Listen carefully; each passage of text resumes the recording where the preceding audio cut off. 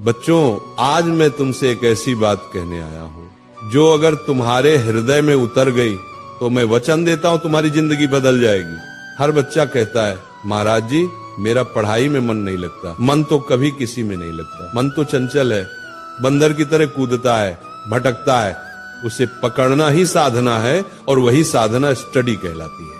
पर आज मैं तुम्हें 3 ऐसे सूत्र दूंगा जो अगर तुमने अपनाए तो मन भी वश में होगा और सफलता तुम्हारे चरण चूमेगी। लेकिन एक शर्त है, जो मैं कहूंगा उसे सुनना ही नहीं, जीना भी होगा।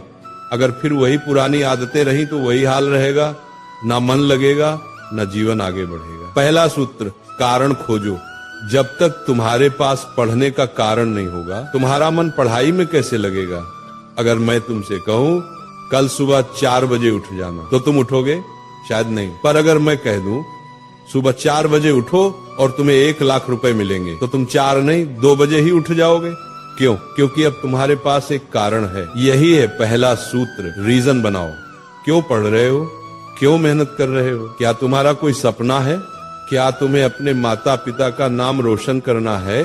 क्या तुम्हें गरीबी से निकलना है?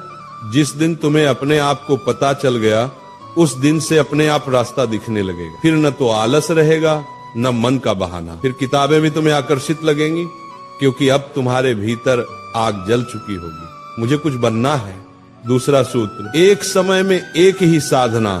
कई लोग कहते हैं हम मल्टीटास्किंग कर रहे हैं, पर सच ये है तुम मल्टी डिस्ट्रैक्टिंग कर रहे हो। एक समय में केवल एक ही काम करो। अगर पढ़ रहे हो तो सिर्फ पढ़ो, मोबाइल, दोस्त, बातें सबसे दूर रहो। एक कथा सुनो।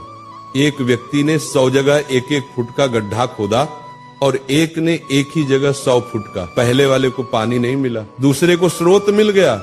यही पढ़ाई में होता है। तुम रोज थोड़ा थोड़ा कई जगह ध्यान बांटते हो और कहते हो परिणाम नहीं आ रहे।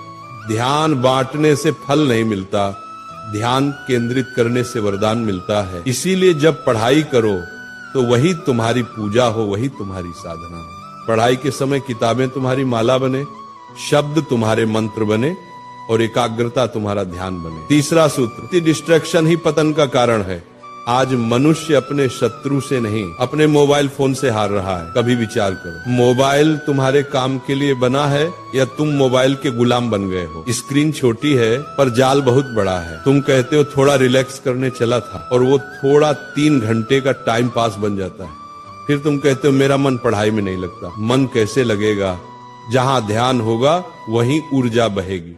और अगर ध्यान सोशल मीडिया में बहा दोगे तो ज्ञान कहां से आएगा? मोबाइल बुरा नहीं, पर अगर तुम उसका उपयोग साधन की तरह करो तो वो वरदान है। अगर लत की तरह करो तो वो शाप बन जाता है। इसलिए महाराज का आदेश है, मोबाइल का इस्तेमाल करो, मोबाइल न कि तुम्हारा इस्तेमाल करे। टाइम टेबल बना लो और पढ़ाई के समय अपने सारे विचलन काट दो। याद रखना, जब तक डिस्ट्रैक्शन रहेगा कंसंट्रेशन कभी नहीं आएगा। अगर तुम अपने जीवन में सफल होना चाहते हो तो 3 मंत्र याद रखो। कारण खोजो, विकर्षण छोड़ो, एकाग्रता साधो। इन 3 सूत्रों पर चलो, फिर देखना तुम्हारा मन पढ़ाई में भी लगेगा और जीवन भी एक प्रेरणा बन जाएगा। क्योंकि याद रखना, जो मन को जीत लेता है वही संसार को जीत लेता है।